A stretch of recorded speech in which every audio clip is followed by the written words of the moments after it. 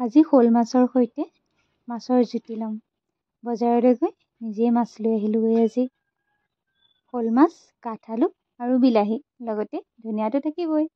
ছিজনৰ চব্জিৰ লগত পৰা মছলাজাতীয় নহয় জানো ধনিয়া নহ'লে একোৱেই নাই আৰু চব্জিখনেই আধৰুৱা হৈ যায়। এয়া কাঠআলুটো ৰঙা হ'ল, বগা হোৱাহেঁতেন বেছি ভাল লাগিলে হয়। একো নাই, এনেকৈয়ে চলাই দিওঁ, যি আছে পাৰি হৈ যাব। বজাৰত পিছে দেখা নাপালোঁ কাঠআলু। এই কাঠআলুকেইটা ধুনীয়াকৈ কাটি পেলাই গৰম পানী আৰু নিমখ দি ধুই ল'লোঁ। বিজলুৱা পানীখিনি পেলাই ল'লোঁ।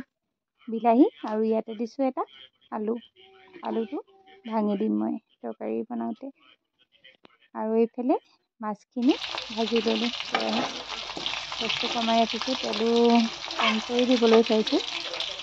মই আকৌ এনেকুৱা মাছ খাই ভাল পাওঁ। তাৰপাছতে এইখিনি হৈছে ভাজি ৰখা মাছ। চব্জিখিনি বইল হৈ গ'ল।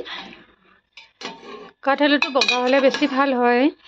মোৰ তাত ৰঙাটোৱে আছিলে, গতিকে ৰঙা কাঠআলুটোৱে কাম চলাইছোঁ। আৰু এইফালে ইয়াত তেল গৰম হ'বলৈ দিছোঁ। তেল গৰম হৈ আছে। আৰু এয়া হৈছে পিঁয়াজ, তাৰপাছত এয়া পাঁচফোৰণ, এইটো তাৰপাছতে ইয়াতে ভাজি দিম মটৰকেইটা তেলতে অকণ ভাজি দিম।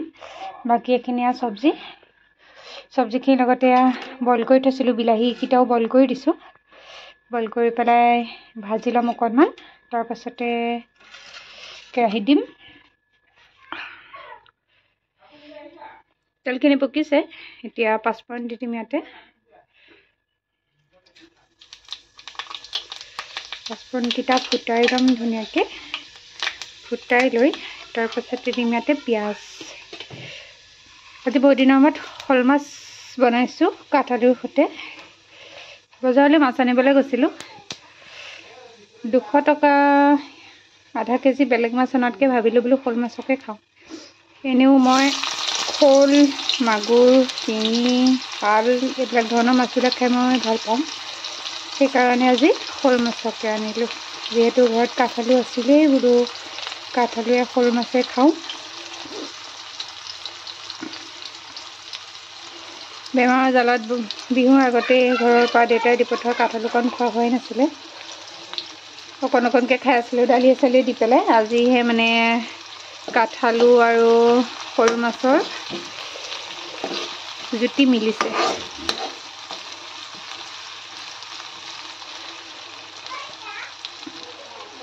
পৰিমাণ অনুযায়ী ইয়াতে এতিয়া ৰংগুৰা আৰু নিমখ অকণ দি দিম। এটা হাতে ভিডিঅ' কৰোঁ যাতে, সেইকাৰণে মানে দিগদাৰ হয় মোবাইলটো ধৰি পেলাই ভিডিঅ' কৰিবলৈ। পৰিমাণ অনুযায়ী ইয়াতে ৰংগুৰা আৰু নিমখ দিলোঁ। দি পেলাই এতিয়া ইয়াতে বইল কৰি ৰখা বিলাহী কেইপিচ ইয়াতে দি পেলাই ভালদৰে ভাজি ল'ম।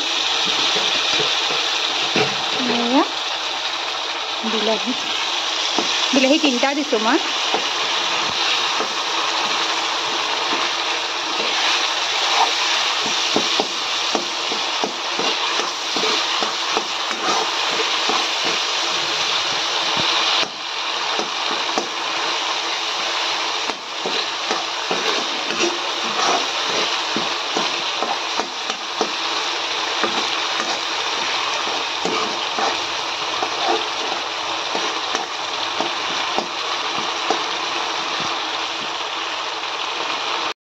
ইয়াত এতিয়া মটৰকেইটা দি দিম। মটৰকেইটাও ধুনীয়াকৈ ভাজি লওঁ বিলাহীৰ লগতে একেলগে।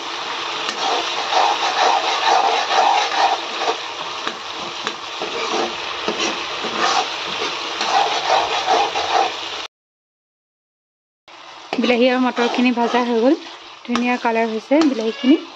এতিয়া ইয়াতে কাঠআলুখিনি বইল কৰি ৰখা কাঠআলুখিনি দি দিম।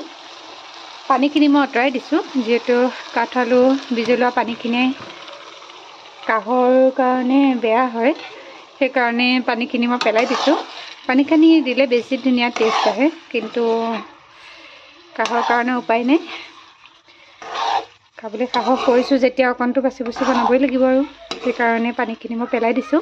দি পেলাই এইখিনি এনেকৈ ভালদৰে কাঠালুখিনি সৈতে ভাজি ল'ম ভাজি পেলাই অলপ হেতাৰে ভাঙি দিম এয়া হৈছে জলকীয়া জলকীয়াকেইটা ইয়াতে দি দিম দি পেলাই ছোৱালী আৰু আইতাৰ কাৰণে তৰকাৰীখন কাঢ়ি লৈ পেলাই মই জলকীয়াকেইটা ভাঙিম নহ'লে জ্বলা হ'লে খাব দিগদাৰ পাব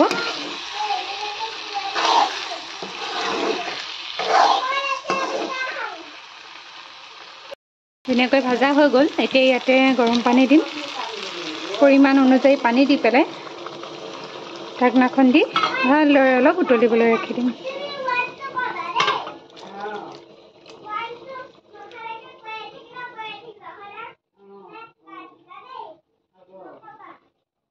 এতিয়া ঢাকনাখন মাৰি অলপ ভালদৰে উতলিবলৈ দিম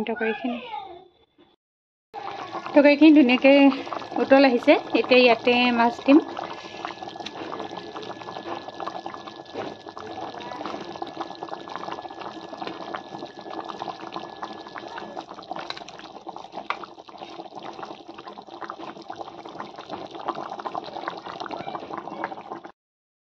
মাছৰ জোলকণীয়া ধুনীয়াকৈ উতলি আহিলে এতিয়া ইয়াতে দিম ধনিয়া নিদিলে জোলকণৰ সোৱাদে আধৰুৱা হৈ থাকিব সেইকাৰণে ইয়াতে এতিয়া ধনিয়া দি ধুনীয়াকৈ উতলাই বন্ধ কৰি থৈ দিম